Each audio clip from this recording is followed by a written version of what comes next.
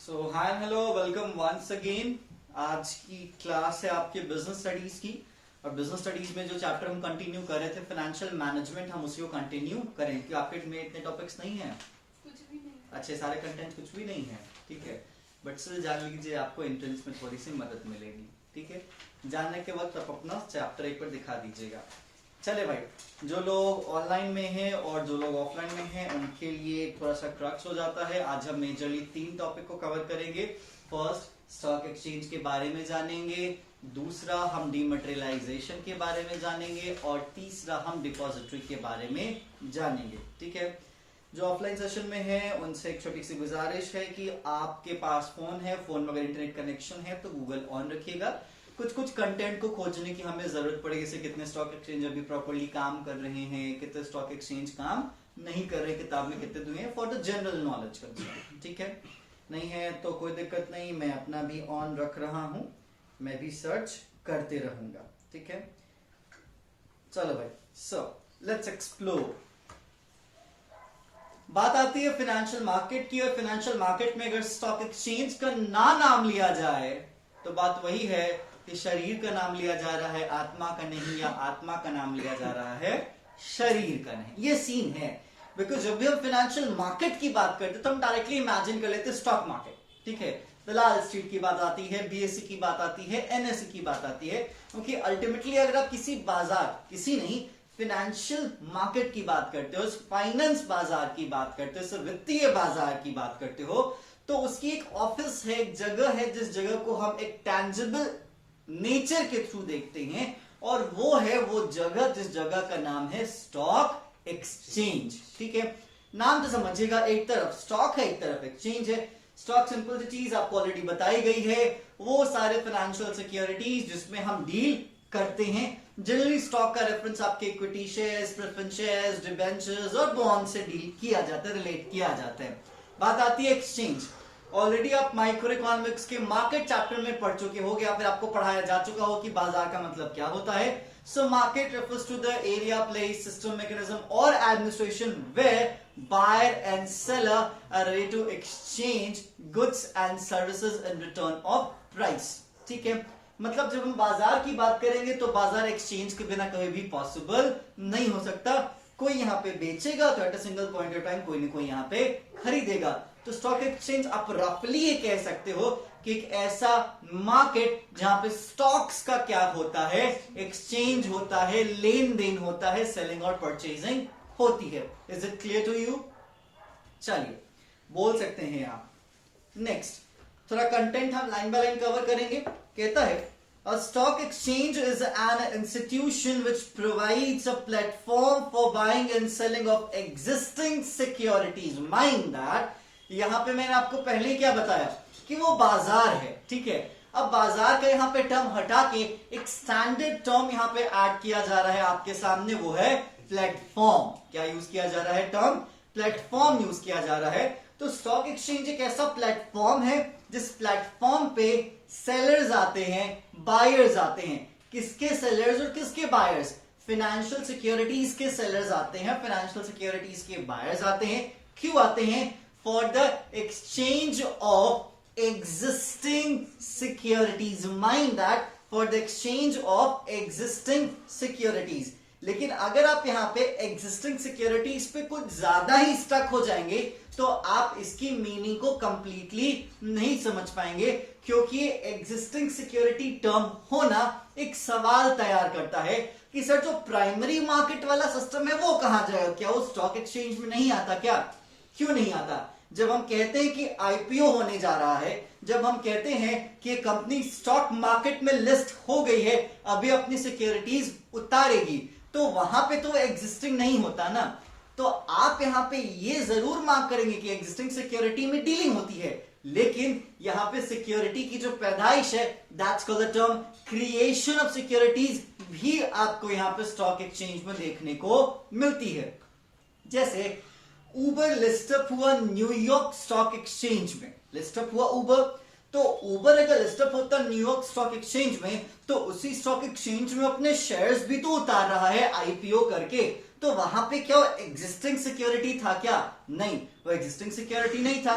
जब आईआरसीटीसी का certain percentage से प्राइवेटाइजेशन किया गया इसी इंडियन मार्केट में, तो हमने स्टॉक एक्सचेंज से ऑनलाइन पे खरीदा ना कि नहीं खरीदा? और जब और भी कंपनीज को प्राइवेटाइजेशन करने की बात हो रही है, जब उसकी शेयर्स को बाजार में सरकार उतारेगी, तो हम कहां से खरीदेंगे? ऑब्वियसली बात है, हम उसी स्टॉक एक्सचेंज से खरीदेंगे। तो क्या उन कंपनी के शेयर्स ऑलरेडी एग्जिस्टिंग है क्या?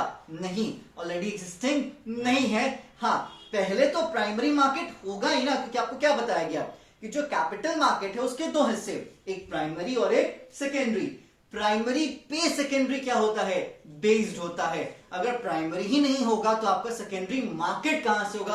अपने आप में एक सवाल बन जाता है। तो इसीलिए यहाँ पे एग्जिस्टिंग सिक्योरिटी मेंशन करता है, तो आप उसको कैरी फॉरवर्ड करेंगे, लेकिन अपने दिमाग में ये मत बैठा लीजिएगा कि सर तो प्राइमरी मार्केट का हिस्सा नहीं है, यहाँ पे नई सिक्योरिटीज की डीलिंग नहीं होगी। सीधी बात, यहाँ पे बात सिंपल सी है, इट्स जस्ट अ प्लेटफॉर्म। ये क्या है? एक प्लेटफॉर्म है जहां पे आप अपनी सिक्योरिटीज को बेच सकते हैं, फिनेंस जनरेट कर सकते हैं, फंड्स जनरेट कर सकते हैं। अब देखो, यहां पे इसे प्लेटफॉर्म कहा गया, इसे प्लेस नहीं कहा गया। अगर हम इसे प्लेस कह देते तो हम टैंजिबिलिटी के कैरेक्टरिस्टिक्स में इसको बांध देते। हमने इसे कहा प्लेटफॉर्म, तो प्लेटफॉर्म आपका टैंजिबल भी होता है और प्लेटफॉर्म आपका इनटैंजिबल भी होता है।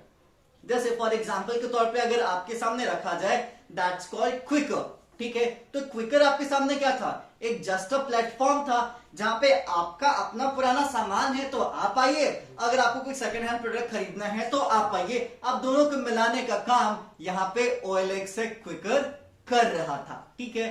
तो वो प्लेटफॉर्म क्या था? ऑनलाइन प्लेटफॉर्म था, टेक्निकल बेस्ड और टेक्नोलॉजी बेस्ड प्लेटफॉर्म था। तो स्टॉक एक्सचेंज भी आज के वक्त एक प्लेटफॉर्म ही है। आप उसको ऑनलाइन कहें या ऑफलाइन कहें, it's depend on the mode of your transaction और डीलिंग। बट हाँ, सीधी बात, इट्स जस्ट अ प्लेटफॉर्म जहां पे हम सिक्योरिटीज में या फिर फाइनेंशियल सिक्योरिटीज में डील करते हैं, विद इट्स एग्जिस्टिंग और with its new securities. That's it. तो क्लियर हुआ स्टॉक एक्सचेंज एक्चुअली क्या है? समझ में आया? चलिए, अब यहां पे कहता है एज अ मार्केट, बाजार की तरह ही स्टॉक एक्सचेंज फैसिलिटेट करता है द एक्सचेंज ऑफ सिक्योरिटी, जिसमें शेयर्स, डिबेंचर्स, बॉन्ड्स, इन सब चीज की बात की जाती है, into money and vice versa, under securities contract act 1956, ठीक है? The term stock exchange has been defined as, अब देखिए एक लीगल अप्रोच आपके सामने लेके आ रहा है, क्योंकि अब यहां पर थोड़ा सा लीगल टर्म्स का हम इस्तेमाल करेंगे धीरे धीरे। हमने बाकी कंटेंट में नहीं किया क्योंकि जरूरत भी नहीं थी हमें। अब यहां पे अगर आप सिक्योरिटीज कॉन्ट्रैक्ट एक्ट 1956 के तहत स्टॉक टर्म, स्टॉक एक्सचेंज नहीं बता रहा है सर, स्टॉक टर्म एक्सप्लेन कर रहा है, उसके अकॉर्डिंग स्टॉक का मतलब क्या है? तो कहता है, नहीं सॉरी, स्टॉक एक्सचेंज बता रहा है, सॉरी, स्टॉक एक्सचेंज रिफाइन कर रहा है, स्टॉक नहीं कर रहा, स्टॉक एक्सचेंज रिफाइन कर रहा है। कहता है स्टॉक एक्सचेंज कोई भी इंडिविजुअल, ठीक है? आपको याद है मैंने बताया है, जब जब लॉ में इंडिविजुअल टर्म का इस्तेमाल किया जाएगा तो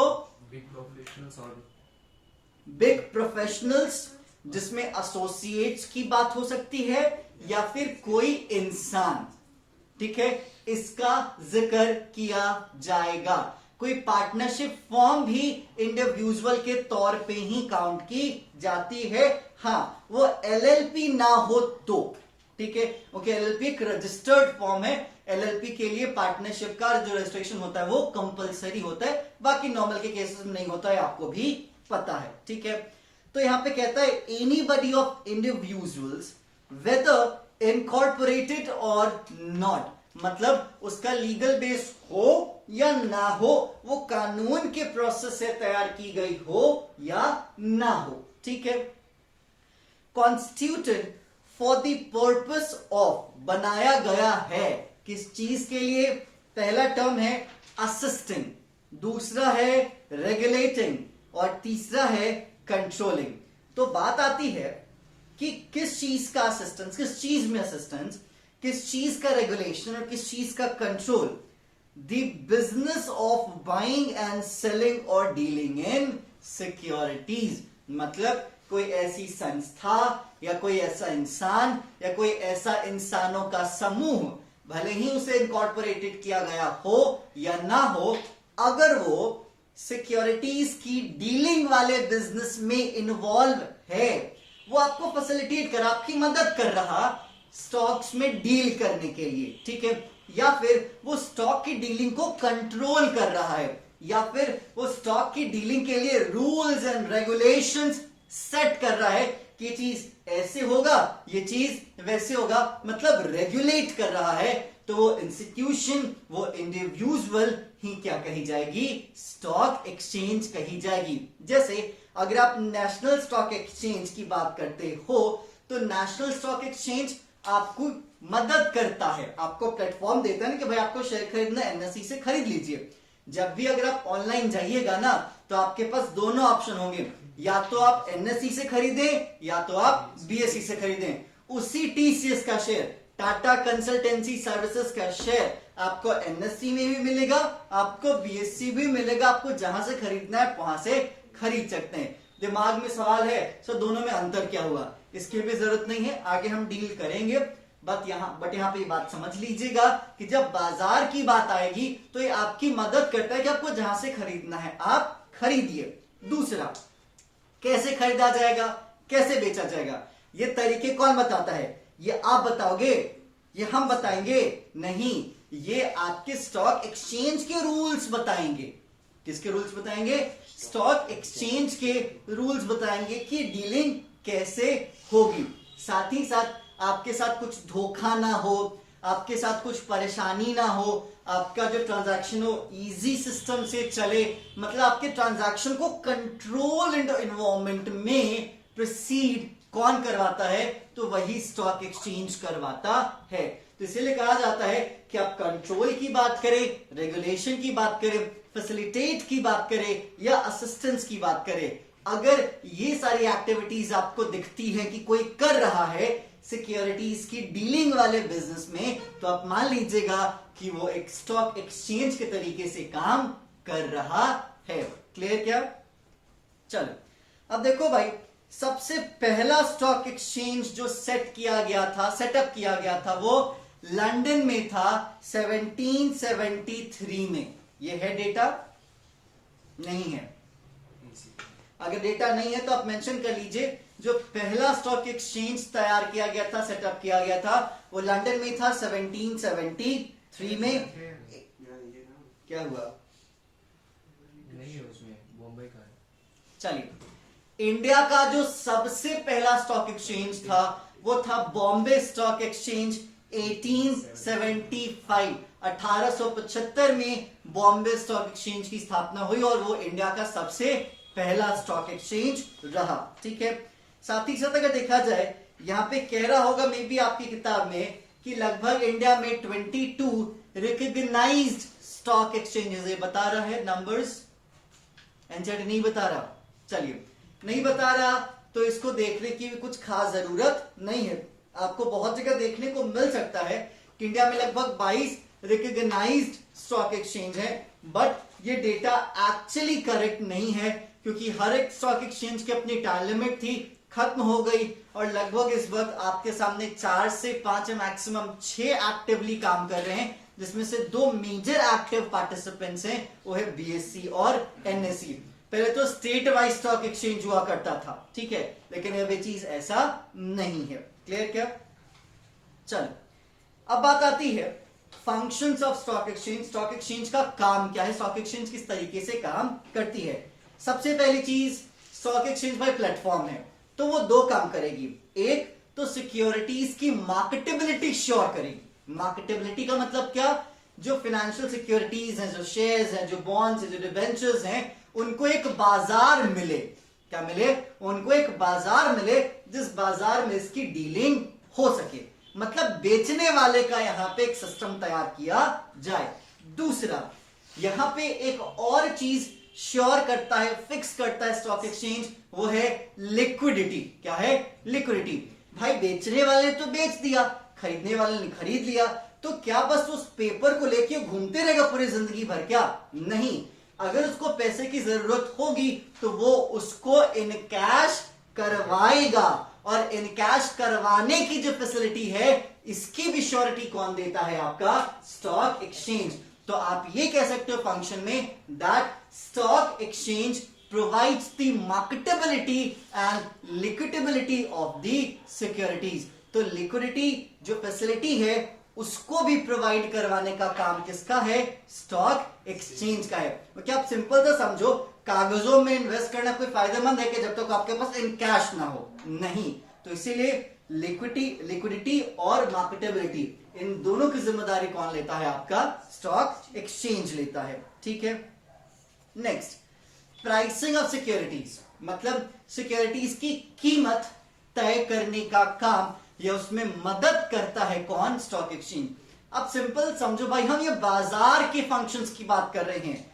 आप अगर एग्जाम में बैठे, याद रख लीजिएगा, और अगर एग्जाम में आपसे केस स्टडी में पूछ दे कि बताओ स्टॉक एक्सचेंज का फंक्शन क्या है, तो आप खो मत जाइए कि स्टॉक एक्सचेंज का फंक्शन क्या है। आप ये देखिए, स्टॉक एक्सचेंज बाजार है, जिस बाजार का सामान सिक्योरिटी है। तो जो काम जनरली एक बाजार करता है वही काम स्टॉक एक्सचेंज भी करेगा। जैसे बाजार में बाइंग एंड सेलिंग का बेनिफिट मिलता है ना, तो यहाँ पे मार्केटेबिलिटी और लिक्विडिटी का बेनिफिट मिल रहा है। दूसरा है कि बाजार ही है जो कि आपके सामान की कीमत तय करेगा। अदरवाइज आप मानो बाजार अगर नहीं होगा तो आप कैसे श्योर होगे कि यहाँ की ये कीमत है, यहाँ की वो कीमत है? एग्जाम्पल के तौर पे अगर आप हमारे यहाँ आ रहे हो और सर्टेन अमाउंट पे कर रहे हो, ठीक है, तो आप ये कहते हो ना कि हाँ जी यहाँ की फी इतनी है।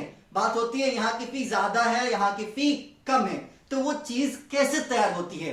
वो चीज तैयार होती है कि और भी बहुत सारे लोग हैं, एक एक फर्म्स हैं, जिन फर्म्स को मिला के ये मार्केट बना, और उस मार्केट में डिमांड और सप्लाई की बात आती है। किसकी बात आती है? डिमांड और सप्लाई की बात आती है, जिनको हम कहते हैं मार्केट फोर्सेस। और यही मार्केट फोर्सेस तय करते हैं कि बाजार में सामान की कीमत क्या होगी। अगर डिमांड ज्यादा है, क्या है? डिमांड ज्यादा है, सप्लाई कम है, तो कीमत राइज करेगी। और अगर यहाँ पे सप्लाई क्या है? ज्यादा है और डिमांड कम है, तो कीमत क्या हो जाएगी? डाउन हो जाएगी। जैसे अभी के मार्केट में क्या हो रहा है? सिंपल चीज है, बच्चे नहीं आ रहे हैं, टीचर्स बैठे हुए हैं। या तो लोग टीचर को निकाल रहे हैं, या तो टीचर छोड़ रहे हैं, या तो लोग अपना नया ऑप्शन सर्च कर रहे हैं। ये सब इंस्टीट्यूशंस की बात है, आप इसको हमारे साथ भी रिलेट कर सकते हो। तो इसमें क्या है? लोग फी डाउन कर रहे हैं, ठीक है, नए एडमिशंस के लिए। तो यहाँ पे आपको क्या दिखता है? कि सप्लाई ज्यादा है, ठीक है, क्लासरूम्स खाली जा रहे हैं, रेंटल्स लोग पे कर रहे हैं। सो दे आर लाइक कि चलो भाई फी रिड्यूस कर देते, कुछ तो लोग आ जाएंगे। तो ये सिस्टम क्या दिखाता है? बाजार की कीमत कैसे तय होती है? सप्लाई और डिमांड के बेसिस पे। मतलब प्राइसिंग एक फंक्शन है जो कि बाजार परफॉर्म करता है। उसी तरीके से स्टॉक एक्सचेंज भी प्राइसिंग ऑफ सिक्योरिटीज का एक फंक्शन परफॉर्म करता है। मतलब शेयर्स, डिबेंचर्स या बॉन्ड्स की जो कीमत है उसको तय करने में आपकी मदद कौन करता है? स्टॉक एक्सचेंज करता है। क्योंकि अगर स्टॉक एक्सचेंज ही नहीं रहेगा तो आप यही नहीं तय कर पाओगे कि उस शेयर की, इस कंपनी के शेयर की क्या कीमत होगी। क्लियर? चलो, सिंपल सी चीज है। देखो भाई, ये बाजार है ना, ये बाजार आमतौर पे कस्टम्स तैयार करता है, ठीक है। कस्टम्स का मतलब क्या? तौर तरीके जिससे सामानों का लेन देन होगा। एक छोटा सा मैं इंस्टेंस बताता हूं आपको, ठीक है। कोई सोनपुर मेला के बारे में जानता है?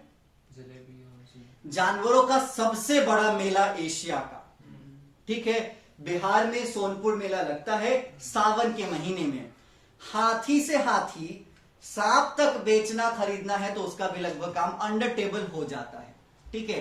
कछुआ खरीदना हो, एकदम बेहतरीन से बेहतरीन ब्रीड के कुत्ते खरीदने बेचने की बात हो, वेदर वो चाइना से मंगवाए हुए कुत्ते हो या जापान से मंगवाए हुए कुत्ते हो या फिर हाइब्रिडेड कोई चीज हो, ये सारी चीजें आपको सोनपुर मेला में मिलेंगी।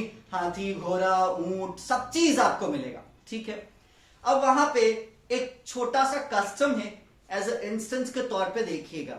जनरली हाथियों के केस में कस्टम्स अपनाया जाता है मे बी कस्टम्स बदल भी गया होगा, क्योंकि हर जगह पे मल्टीपल कस्टम्स होते हैं, क्योंकि भारत एक ऐसा देश है जहां पे पानी और बोली दोनों बदलते हैं हर एक कदम कदम पे। वहां पे अगर कीमत तय करनी होती तो मान लेते हैं अगर हमने कीमत तय की 1.5 लाख, ठीक है, सामने वाला बोल रहा है 1.20, क्लियर क्या?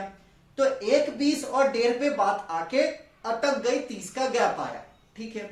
अब ये तय नहीं हो पा रहा तो तय की जाएगी किस्मत के बेसिस पे। किसके बेसिस पे? किस्मत के बेसिस पे। एक कपड़ा ढक दिया जाएगा, जिस कपड़े के अंदर 2 पर्चियां होंगी, हाथ भी अंदर होगा, वो ऐसे ऐसे हिलाया जाएगा। अब मे भी 2 गोटियां हो या 2 सिक्के हो, जो भी डालो, जो निकला जिसके फेवर में कीमत वो तय कर देगा और ये मान्य होगा।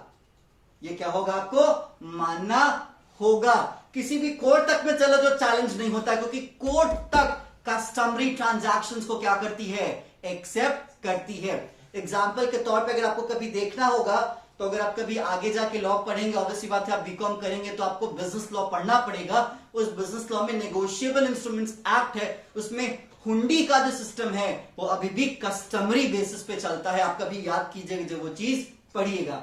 तो ये क्या दिखाता है? ये दिखाता है कि जो लेन देन होता है, वो लेन देन का जो सिस्टम होता है, जिस सिस्टम को कोई चैलेंज नहीं करता, ये बाजार तय करता है, ताकि आपको भी फायदा हो, उसको भी फायदा हो, कोई एक दूसरे से परेशान ना हो, कोई ये ना कहे कि उसने मुझे डिसीव कर दिया, उसने मुझे चीट कर लिया। विच मीन्स ये बाजार के सर पे जिम्मेदारी होती है कि लेन देन में सुरक्षा का ख्याल रखा जाए। Which means safety of the transaction is the utmost priority of the any market. Clear क्या?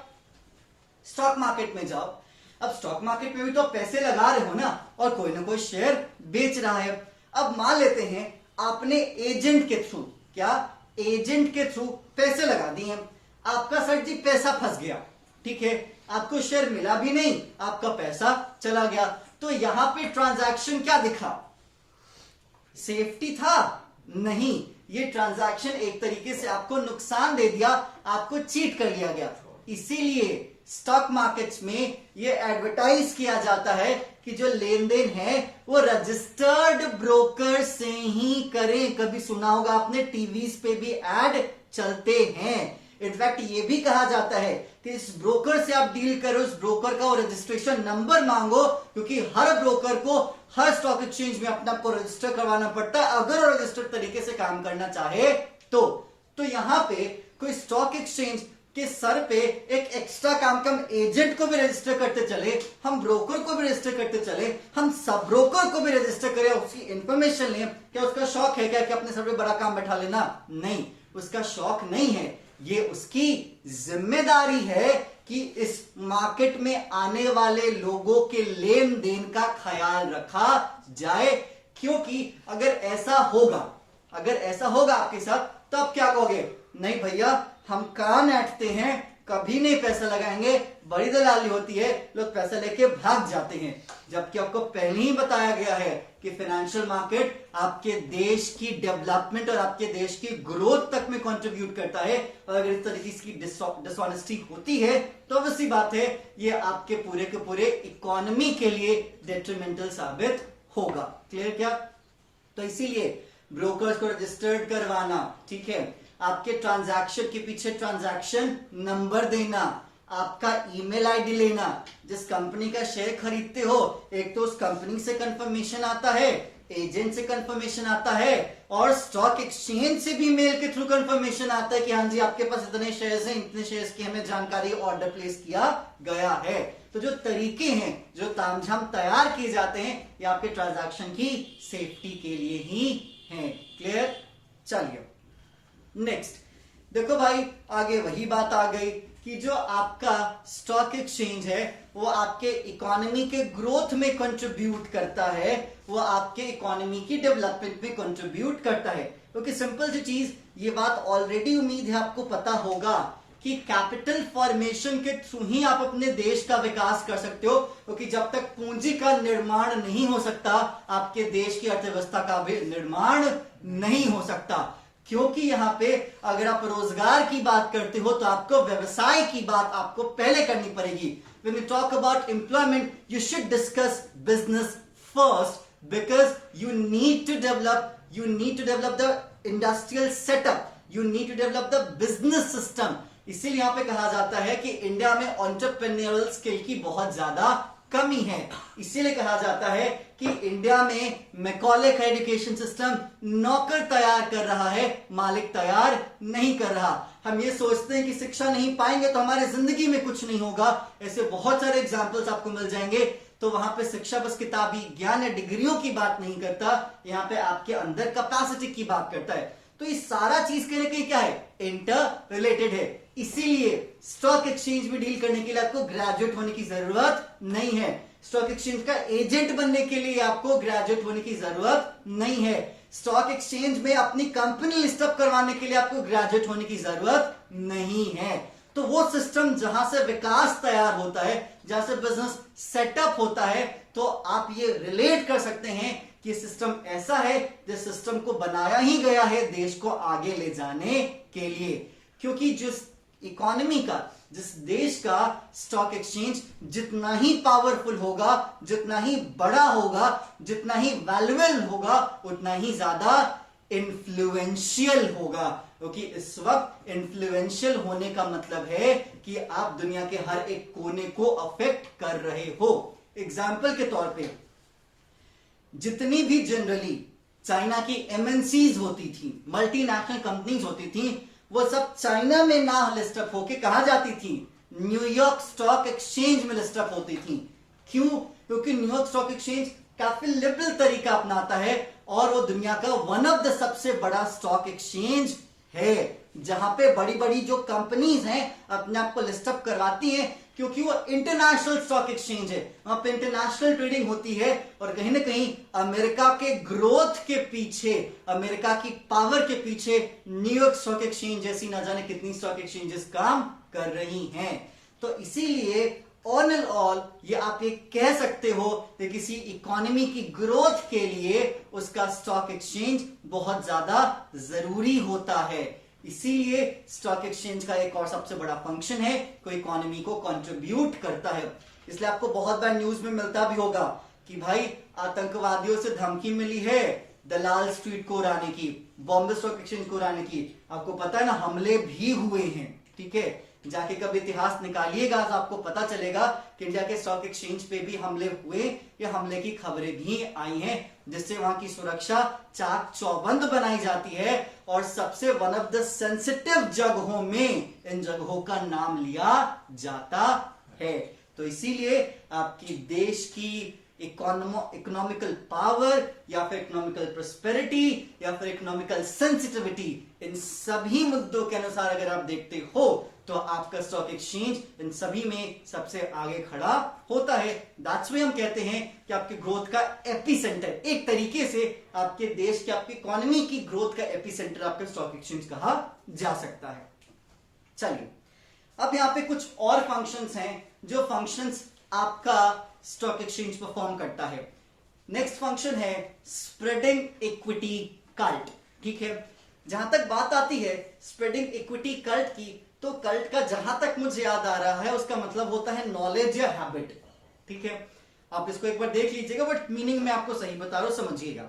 जैसे आज के टाइम पे अगर आप पैसा लगाना चाहते हो तो जनरल सेंस है, ठीक है, ये मेरा सेंस नहीं है, बट आप ये कह सकते हो I am also part of that system. ठीक है, सोना खरीदना ज्यादा सेफ माना जाता है, स्टॉक एक्सचेंज में पैसा लेना ज्यादा सेफ माना नहीं जाता, स्टिल इन द सोसाइटी। ठीक है, आप इसको एक स्टीरियोटाइप कहें, ठीक है, या आप क्या कहें, it's up to you. Clear? क्या बात आती है, दलाली करोगे स्टॉक एक्सचेंज में, अगर आप काम करते हो दलाली करोगे, क्योंकि ऐसे बहुत सारे न्यूज मार्केट में आ जाते हैं कभी कभी कि भाई मंदी चल रही थी मार्केट में, पूरा पैसा डूब गया। ठीक है, मंदी चल रही थी, पूरा पैसा डूब गया और उसने आत्महत्या कर लिया। ठीक है, घर बेच के पैसा लगा दिया, गाड़ी बेच के पैसा लगा दिया, पूरी प्रॉपर्टी लगा दी, रिटर्न नहीं आया।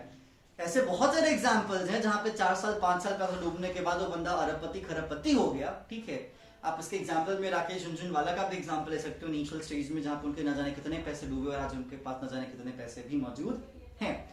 तो बात का सिस्टम ये बन जाती है कि लोग स्टॉक मार्केट में पैसा लगाना नहीं चाहते। ठीक है, क्यों नहीं लगाना चाहते? रिस्क है, पैसा लंबा फंसेगा।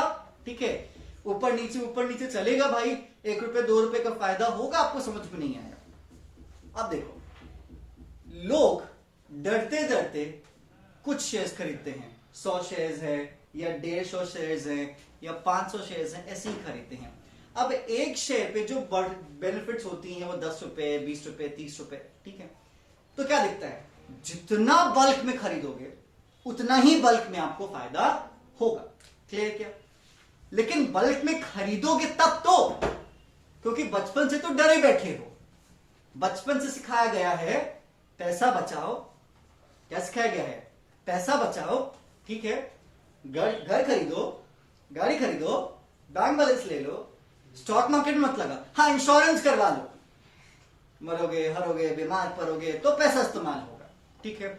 और कुछ नहीं करना, ब्याह करोगे, बेटी टाटी होगी, सोना खरीद लो, देना तो है ना आज ना कल, कि नहीं दोगे, ऐसे ही विदा कर दोगे खाली हाथ। क्या ये लिटरल है सीन? क्या ये सच्चाई है जो मैं बोल रहा हूं? ये सच्चाई है ना, ठीक है। हर बाप अपने बेटे को, जो कि अभी कमाने के उम्र में उतरने वाला है, उसको यही उपदेश देता है। अगर बाप नहीं देता तो मां तो जरूर देती है, ठीक है। जमीन में लगा दो, जमीन जितना बढ़ेगा उतना स्टॉक मार्केट क्या बढ़ेगा। ये लिटरल सीन है, ठीक है।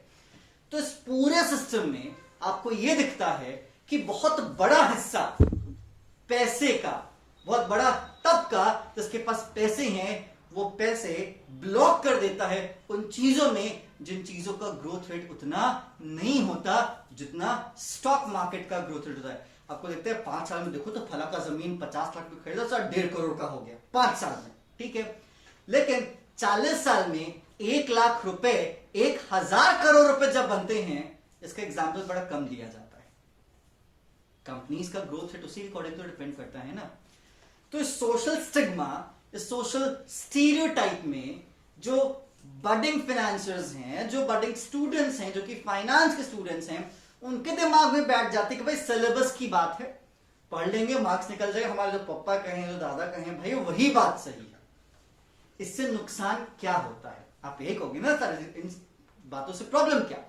अब देखो भाई, अगर ये पैसा स्टॉक मार्केट में लगता है, मैं ये नहीं कहता जमीन नहीं खरीदो, असेट मत खरीदो, घर मत खरीदो, गाड़ी मत खरीदो, गहना नहीं खरीदो, सब खरीदो, लेकिन जब अति हो जाता है तो इंसान और अति खरीदता है, ठीक है। अगर आपके पास एक्सेस है, एक्स्ट्रा है, तो आप स्टॉक मार्केट में लगाइए, ठीक है। धीरे धीरे आप स्टार्ट कीजिए, 18 के ऊपर आप लगा सकते हैं। रिस्क किस चीज में नहीं होता? रिस्क होता है। स्टॉक मार्केट इस चीज की अवेयरनेस के लिए काम करती है, कहती है इक्विटी में पैसा लगाइए, क्योंकि कंपनीज में आप पैसा लगाएंगे तो कंपनी काम करेंगी, कंपनी काम करेंगी तो आपको सामान देंगी, आपकी जरूरत भी पूरी होगी, वो भी कमाएंगे, आप भी कमाएंगे। स्टॉक एक्सचेंज की, स्टॉक मार्केट की वैल्यू बढ़ेगी तो इकोनॉमी की वैल्यू बढ़ेगी। इकोनॉमी के पास पैसा आएगा मतलब देश के पास पैसा आएगा तो इकोनॉमी का लिविंग स्टैंडर्ड बढ़ेगा, इकोनॉमी के पास रिसोर्सेज तैयार होंगे, आपकी इकोनॉमी इन्फ्लुएंशियल इकोनॉमी होगी। क्योंकि जब तक आप इकोनॉमी में इन्वेस्ट नहीं करेंगे तब तक आपको ज्यादा कुछ फायदा नहीं होगा। क्योंकि रियल एस्टेट, तुम सिंपल सा सोचो, रियल एस्टेट जब से नोटबंदी हुई है तब से भाई गिरा ही हुआ है, उठने का उसको कोई मौका नहीं मिला। रेरा आया तो उसने और उसको डुबा कर रख दिया। एक रूल आया जिसके बारे में आप जाके पढ़ भी सकते हो, ठीक है। घर तो सबको ही चाहिए, जमीन सबको खरीदना चाहता है, क्या मिल पाती है जमीन? नहीं मिल पा रही, तो अब फ्लैट्स बनेंगे। आप बना लोगे फ्लैट कि वही रियल एस्टेट वाले बनाएंगे? अब रियल एस्टेट वाले बनाएंगे भी कैसे? उनके पास पैसे आएंगे तभी तो। और बहुत सारी रियल एस्टेट की कंपनी स्टॉक एक्सचेंज में क्या होती हैं, लिस्ट अप होती हैं, जाके उठा के देखो उनके शेयर्स की वैल्यू, क्योंकि वो पैसा लगा ही नहीं रहा। और जब तक पैसा लगाओगे नहीं वो आपको फैसिलिटी दे नहीं पाएंगे, क्योंकि वो बिजनेस नहीं कर पाएंगे। क्योंकि आप पैसा लगाओगे, उनके पास पैसा आएगा, वो लेबर हायर करेंगे, मजदूर हायर करेंगे, एम्प्लॉयमेंट तो बढ़ रहा है ना कि नहीं बढ़ रहा? बढ़ रहा है ना। तो इसीलिए जो अवेयरनेस स्टॉक एक्सचेंज फैलाती है, बहुत सारे स्टडी प्रोग्राम्स करवाती है, एजेंट बनने के लिए बहुत सारे ट्रेनिंग सेशंस देती है, बहुत सारे कोलैबोरेशंस करती है, लोगों के बीच में एक तरीके से इंफॉर्मेशन फैलाती है, नॉलेज देती है कि स्टॉक मार्केट एक तरीके का बाजार है जिस बाजार में सामान और खरीद की बात होती है। आप ये तय करते हो कि आप कौन सा सामान खरीदोगे, कौन सा सामान नहीं खरीदोगे। ये बाजार पैसे डुबाने वाला बाजार नहीं है। इस बाजार की पूंजी में आप निवेश करें। ये जो काम है, इस अवेयरनेस को ही कहा जाता है स्प्रेडिंग इक्विटी कल्ट। क्या कहा जाता है? Spreading equity cult, which means आपको एक तरीके से बूस्टअप करना आपकी मेंटालिटी को कि स्टॉक मार्केट के इक्विटी में आप पैसा लगाएं। देखिए यहां पे कहता क्या है, the stock exchange guides the investor by providing various types of information about the listed companies. Thus, it plays a vital role in ensuring wider share ownership by regulating new issues, better trading practice, and taking effective steps in educating public about investment. मतलब ये बात सीधी है, ये दाम लगाने का फेर है जी, और किसी चीज का फेर नहीं है। अगर आपको दाम लगाने आता है तो स्टॉक मार्केट में कमा पाएंगे, दाम लगाने नहीं आता है तो आप उसी सब्जी मंडी से गले हुए टमाटर भी उठा के ले आते हैं, लेकिन आप उसको दलाली नहीं कहते, आप उसको अपनी जिंदगी का नुकसान नहीं कहते।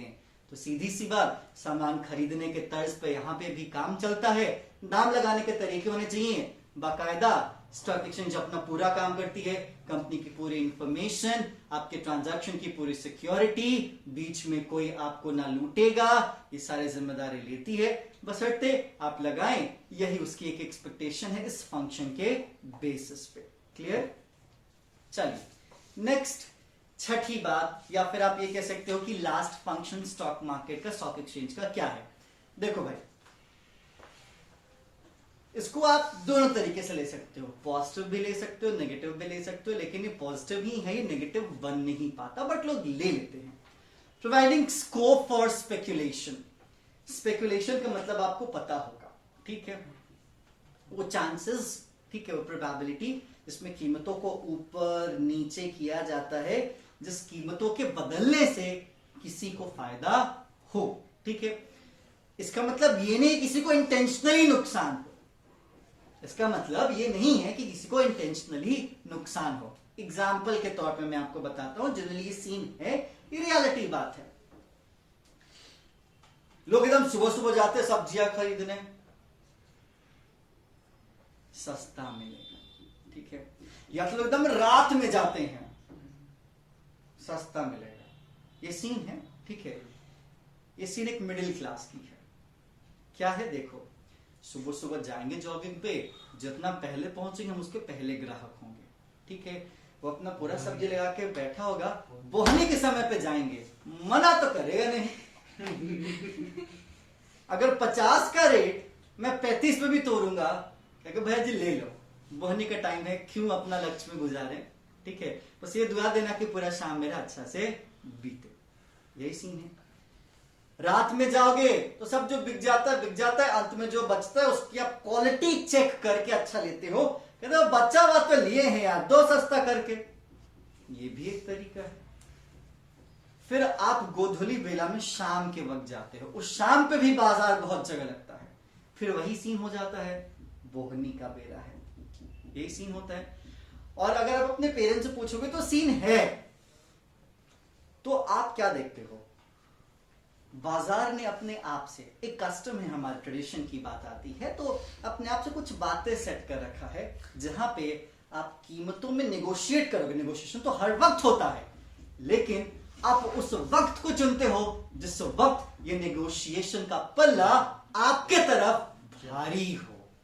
यही सीन स्टॉक मार्केट में भी होती है। थोड़ा सा अजीब लग रहा होगा एग्जांपल्स को सुन के, बट मुझे लगता है कि सीन है जो मेरी अपनी डीलिंग है, जो मेरा अपना एक्सपीरियंस स्टॉक मार्केट के लिए है, कि आप सही वक्त का इंतजार करें, और अगर आपको उस सही वक्त पे आपको सही कीमत जरूर मिलेगी। जैसे सिंपल सी चीज, जैसे ही ये अनाउंस हुआ कि कोविड की वैक्सीन 95% इफेक्टिव है and we are expecting the vaccine in the month of Feb और मार्च, जूम को कितना नुकसान हुआ। जिस फर्श से वो अर्श पे उठा था, इतनी तेजी से गिरा कि अर्श पे तो नहीं पहुंचा, सॉरी फर्श पे तो नहीं पहुंचा, लेकिन उसको फर्श दिख जरूर गया। कि ये बस यही इफेक्ट है, जिस दिन वैक्सीन आ गया ना, तुम कौन और हम कौन। तो ये वक्त की नजाकत है। कोई जूम में लगाएगा पैसे? नहीं। आप अभी चला लीजिए, आपको भी थोड़े बहुत बेनिफिट्स होंगे, लेकिन आप जूम पे नजर मत रखिए, आप रखिए कि वैक्सीन्स की कहानी क्या चल रही है। उसके वक्त पे नजर रखेंगे, सही वक्त पे जूम से पैसे निकालेंगे, आपका पैसा नहीं डूबेगा। तो वही बात है, अगर हम सही वक्त पे घर से चलेंगे और एकदम गोधूली वेला में उसके दुकान पे खड़े हैं और वो मुझे साक्षात लक्ष्मी मान रहा है, तो मेरी कीमत को मना नहीं करेगा, मैं फायदा लेके आऊंगा। तो ये सारे एक तरीके से स्कोप हैं, चांसेस हैं कीमतें बढ़ने की और कीमतें घटने की, जिसको हेल्दी कंपटीशन में कन्वर्ट करता है स्टॉक एक्सचेंज, जिसको एक बेहतर बाजार में कन्वर्ट करता है stock exchange, which means stock exchange जिम्मेदारी लेता है कि हम कीमतों को फिक्स नहीं रहने देंगे, कीमतों में बदलाव होता रहेगा, क्योंकि उसी बदलाव से जिसको नुकसान हुआ है, उस नुकसान से उसको उम्मीद होगी कि बाजार बदलेगा, मुझे एक दिन फायदा होगा। जिसको फायदा हुआ है उसे उम्मीद होगी कि बाजार बदलेगा, नुकसान हो सकता है, पैसा निकालना का अभी सही समय है। So this is the situation that we called as a scope of speculation. समझ में आई ये चीज कि सही वक्त के सिनेरियो में जो चीजें चलती हैं, ऊपर नीचे जो दामों में सिस्टम चलता है या प्रोसेस चलता है, उसी चीज को कहा जाता है as a scope of speculation, negotiation का सिस्टम। देखो यहां पे कहता है the stock exchange provides sufficient scope with in the provision of law, कानून के दायरे में, क्लियर क्या, for speculative activity in a restricted and controlled manner. It generally accepted as a certain degree of healthy speculation, certain degree of healthy speculation to ensure liquidity and price continuity in the stock exchange. भाई healthy होना चाहिए। पता चला आप कट्टा लेके पहुंच गए, देते हो कि भिड़ाऊं, तो ये स्पेक्यूलेशन तो है सर, बट ये हेल्दी नहीं है। आप किसी को जानबूझ के अपने पावर के बेसिस पे डिसीव कर रहे हो, जो चीज जनरली आमतौर पर स्टॉक एक्सचेंज में एजेंट्स के थ्रू कभी होता था। क्लियर क्या? तो ये सिनेरियो है। उम्मीद आपको समझ में आ चुका होगा कि स्टॉक एक्सचेंज के क्या क्या काम होते हैं। मैंने फंक्शंस पे इतना फोकस इसलिए किया क्योंकि केस स्टडी के अंदर ये सेट कर दिया जा सकता है कि identify the function of stock exchange and explain. तो आपको समझ में आए तो आप उसको आइडेंटिफाई करके अच्छे से एक्सप्लेन कर ले। क्लियर क्या? तो चलिए भाई, यहां पे स्टॉक एक्सचेंज की कहानी क्या हो जाती है, खत्म हो जाती है। इसके बाद आपके सामने ट्रेडिंग प्रोसीजर है, जिसको मैंने ऑलरेडी ऑन होल्ड पे करने के लिए आपको बोला है। ये पॉइंट क्लियर हुई? चलिए आप इसको गो थ्रू कीजिए, कोई प्रॉब्लम है जल्दी से पूछे, फिर हम चलेंगे डीमटेरियलाइजेशन की तरफ। क्लियर? कुछ पूछना है किसी को कुछ? चलिए जल्दी से इसको पढ़िए, वापस चलते हैं नेक्स्ट टॉपिक पर।